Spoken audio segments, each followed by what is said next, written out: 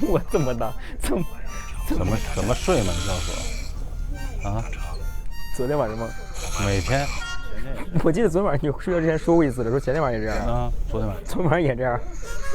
怎么睡？你告诉我。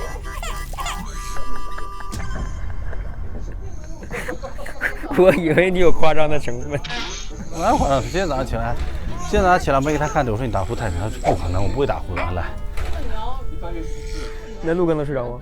陆为什么有人打光？就是他打的光呀。小陆，老邓今天早上起来第一句话是不是我打呼把他吵得睡不着？凭良心嘛，正人嘛，是不是？我困得不行，被他吵的。根本累1个半小时吧，刚给他看了。他在这儿，我在中间，哥在我旁边。那你听俩呀？我戴着降噪耳机啊，我戴降噪耳机，我还听了下雨声，自己放了一个，我就睡觉下雨。白噪音嘛。啊。